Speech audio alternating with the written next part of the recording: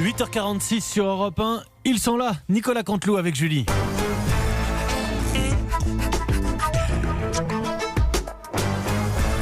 C'est presque de l'info, c'est la revue de presque de Nicolas Canteloup. Et tout de suite le titre principal de l'actu avec vous Mathieu Béliard. Oui, tout à fait, ma chère Julie, bienvenue sur Europe 1 si vous venez de nous rejoindre. L'info du jour, c'est une date qui a été précisée par Emmanuel Macron, c'est le 11 mai. Le 11 mai, il l'a dit, répété, le 11 mai. Et le 11 mai, merde, c'est là que je réalise qu'il a pas donné l'année en fait, Julie. Bon, bref, on espère que c'est le 11 mai Prochain. 2020. Prochain, vous l'avez compris. Le 11 mai en 8. Le 11 mai en 8. Donc c'est la réouverture. La réouverture de la France et du coup, de façon concomitante, la fermeture de mon garage. Emmanuel Macron a répondu à beaucoup d'interrogations, sauf une. D'où il tient cette bonne mine, notre président? Ah oui, c'est vrai. C'est vrai, un teint frais bronzé, à se demander s'il passe pas son confinement en slip dans les jardins de l'Élysée. L'autre info, ce sont les profs. Les profs mécontents d'un retour en classe le 11 mai avec autant d'élèves potentiellement malades. Ils ont l'impression, les profs, d'être sacrifiés sur l'autel de l'économie. Oula, dès la rentrée, ça sent, hein, Julie, ça sent la grève. Hein. Donc, on vous annonce reprise de l'école le 11 et peut-être grève dès le 12. Voilà, à vous, Julie. Oh non, arrêtez. Merci Mathieu. Allez, on va faire un point sur les annonces d'Emmanuel Macron. Bonjour Monsieur le Président. Oui, bonjour à toutes et à tous. Soulagé, j'ai fait un discours hier. Vous avez vu, j'avais bonne mine. Hein. Oui. Ah oui. J'étais bronzé. J'ai fait une confidence, en fait.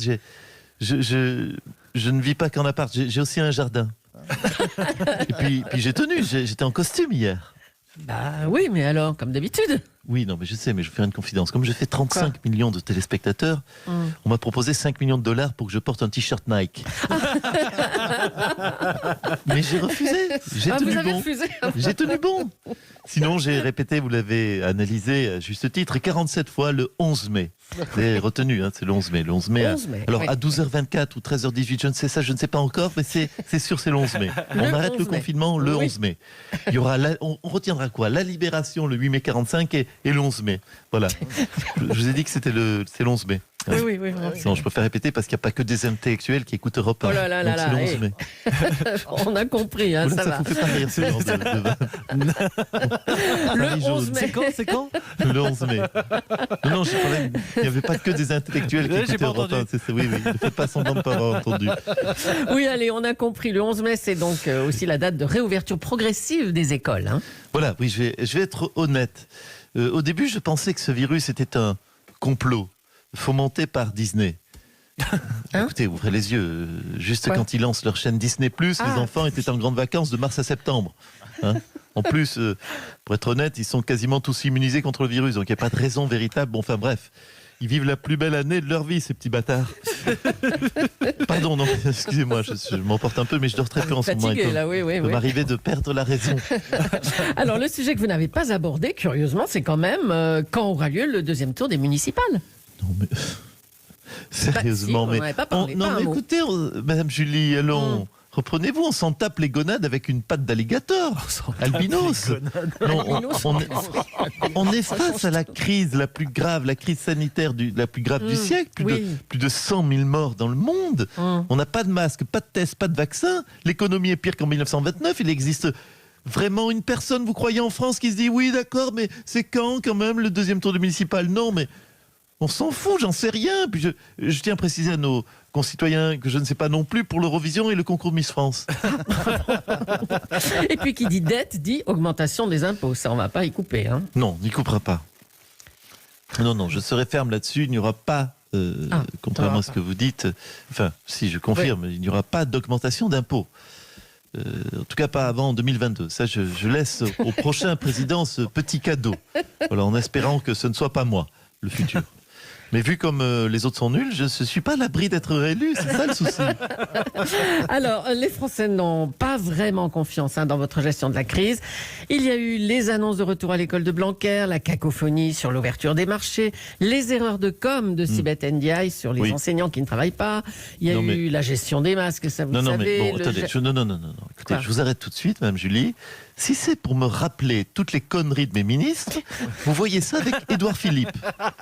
Hein, Voilà, ça c'est ma mesure barrière. C'est mon geste barrière, c'est mettre mon Premier ministre devant. Hein. Toutes les mauvaises nouvelles, c'est pour mon dalmatien du Havre. Hein, ok ? Mon dalmatien. Oui, vous avez vu qu'il a une barbe Oui, noire, bah oui, blanche, ça, blanche, on noire, l'a noire, vu. blanche, blanche, noire, bref, on ne sait plus. Oh, il va apprécier le dalmatien. Moi, écoutez, j'ai une élection en 2022. C'est pas mal ça, le dalmatien. Je la garde, attends, je la note. trop Le drôle. dalmatien, regarde, c'est venu tout seul. Et moi, j'ai une élection en 2022 et puis Oui, une cote oui. de popularité à défendre. Hein. Oui, bon, bah écoutez, on vous laisse. Merci, Monsieur le Président. Je vous en prie. Nos amitiés aux dalmatiens. Le MEDEF. Les amitiés aux Dalmatiens qui nous écoutent nombreux. Allez, 101. Allez, le MEDEF a donc déclenché la polémique en appelant les Français à travailler plus à la sortie du confinement.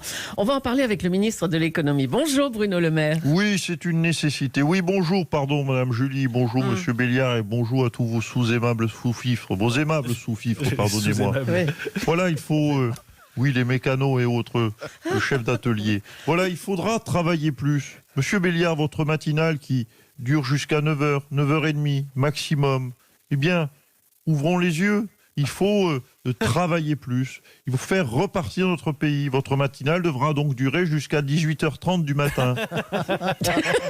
Nous savons tous, dormir, c'est pour les faibles. Allons. Vous, Madame Julie, vos échanges avec Monsieur Canteloup devront durer 2h30 chaque jour. Il faut se remettre au travail, chouette. se retrousser les manches, remplir les caisses. Alors, vous approuvez, au gouvernement, vous approuvez le MEDEF. Hein. Vous aussi, vous pensez qu'il faudra mettre les bouchées doubles ? Exactement, exactement. Franchement, 2 mois à glander, vous n'allez pas pleurnicher parce qu'on vous demande de compenser un minimum. Hein, Cabrol, vos petits bulletins météo de 2 minutes, c'est fini tout ça. Moi, je veux entendre parler du soleil 25 minutes de suite. Hein, il y a franchement suffisamment de villes en France pour annoncer des températures partout. Allons, Ah bah dis donc, on 36 n'est pas 000 couché. communes. Hein. Alors, vous avez augmenté le montant de votre plan d'urgence. Il passe à 100 milliards. Qui va payer ? Les Français se sont considérablement appauvris. Voilà, j'y arrive Oui, plus. faut dormir la nuit, Madame Julie. Écoutez, ce ne seront pas les Français qui paieront cette dette. Voilà, je m'y engage, je le leur promets. Donc ce seront leurs enfants. Mais bon, D'accord. entre vous et moi, comme ça fait 1 mois que leurs gosses les rendent fous, je pense que chaque Français sera ravi de faire payer une partie de l'addition à ces petits morveux insupportables. Ah bah dis donc. Merci Bruno Le C'est une Maire. vengeance en fait. Le MEDEF a donc appelé à ce que les Français travaillent plus à la sortie du confinement afin d'aider à la reprise économique. Une proposition qui a scandalisé Xavier Bertrand. Bonjour Monsieur Bertrand. Oui. Bonjour. Oula. Bonjour Madame Julie. Bonjour, oh oui, Monsieur Béliard. Disons-le. Quel scandale, oh oui. Quelle honte. Orage. Au désespoir. Au MEDEF ennemi.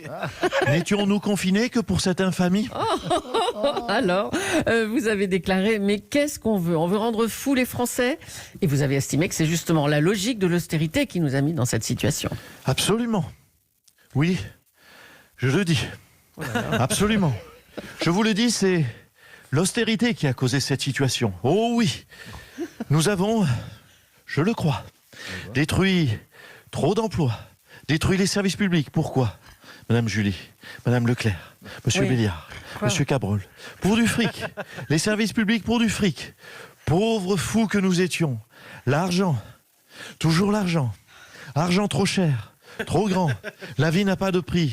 Ah, ça Vous me vous dites si rappelle... j'en fais trop. Hein. J'ai mis un petit Jean-Louis Aubert pour rendre ça Bah plus oui. digeste. Argent trop cher. C'est un peu Sarah Bernard aussi. Bon, et puis, vous aussi, vous avez été membre d'un gouvernement qui a été plutôt austère, hein, franchement.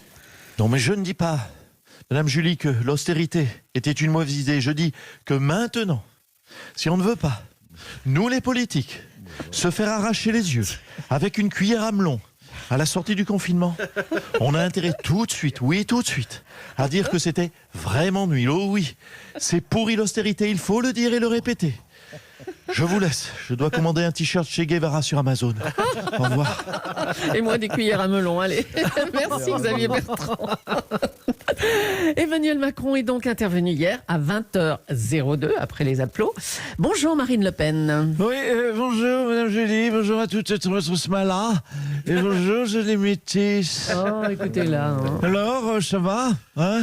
Tranquille? Mathieu, d'inviter ma nièce Marion Maréchal.